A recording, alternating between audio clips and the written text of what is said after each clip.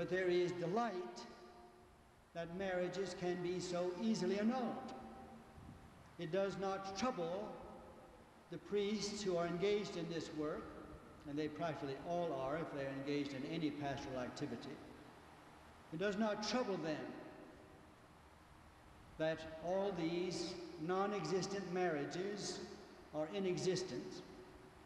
They have contrived a new word, a covenant, which suggests that if either side of the covenant did not enter into it with the kind of knowledge that one can gain only by having been in it.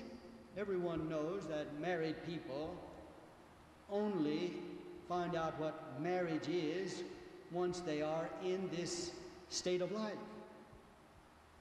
This is the way it has been since Adam and Eve. This is the way God has ordained that it be.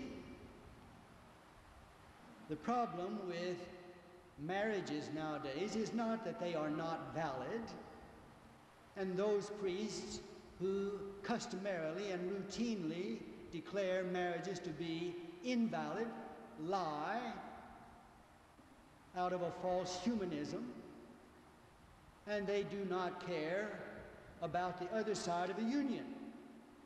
They do not care if the other side says, I was married, I know I was married, and our children are legitimate. They do not care because they are in this business, this sordid business of making those who come forward to beg for annulments, to make them feel good and to release them so that they can marry again, usually another and younger person.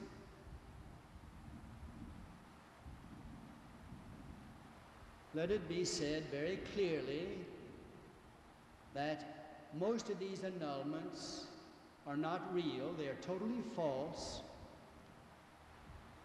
and these individuals know that they entered marriage the first time. They know that. They love to have the priests deceived, and they rejoice that it is so easy now. They're getting out of marriage, which the church, by its welter of nullifications, is teaching all men that marriage is something to be deplored, something that is too hard to bear, something that everyone should be able to get out of, because it is such a hard thing. It is unfair that anyone should not be able to get out of it. That is the way they are proceeding. The defender of the bond does not defend the bond.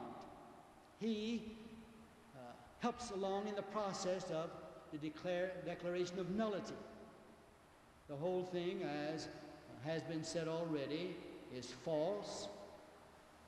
It is not charitable. It is not godly. It is not the valid use of the church's authority. It is heinous, it is evil, and it is subversive. And then when any of us call attention to it, we get verbiage, an endless flow of verbiage, and that's what we've gotten this evening.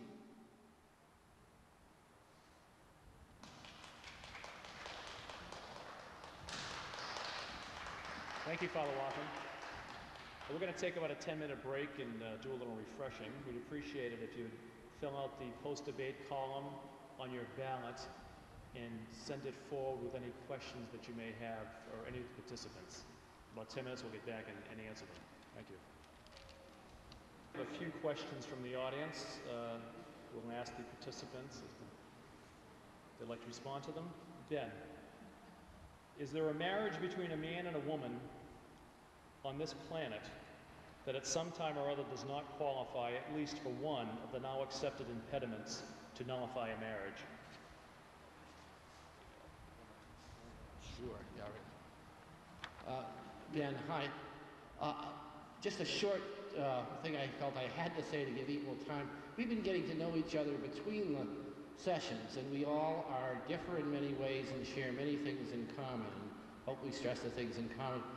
One of my other pieces of mischief I get into is I'm an associate member of Ward 22 of the Democratic Party in Brighton, and I must say I'm a wholehearted supporter of Joseph Kennedy for any office he should run for. So that said, I'll address the question.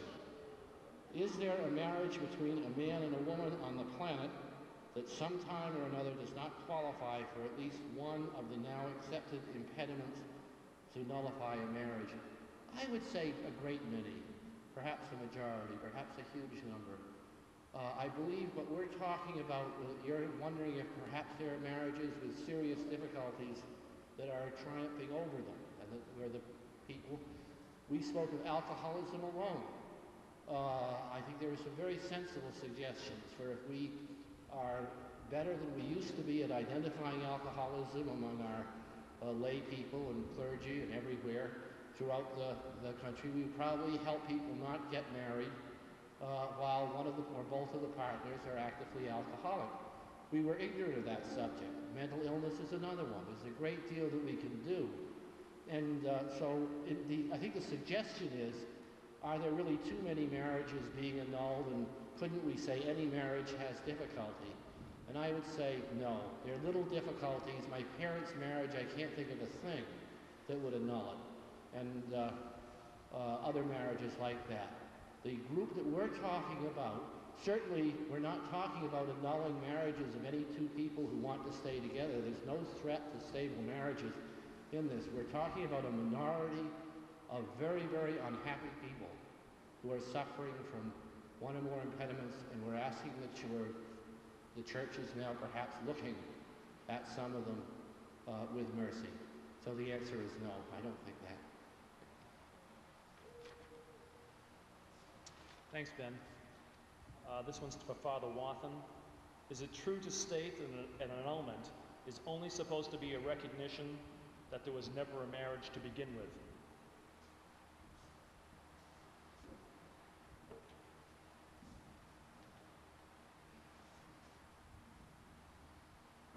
This is the definition of annulment.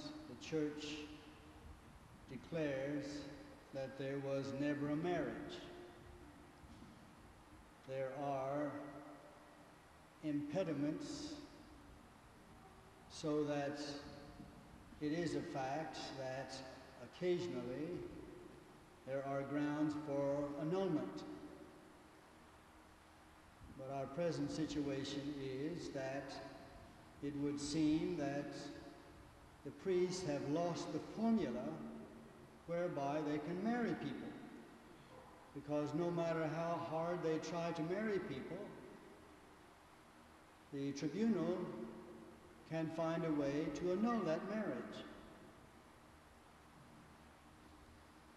We need to emphasize that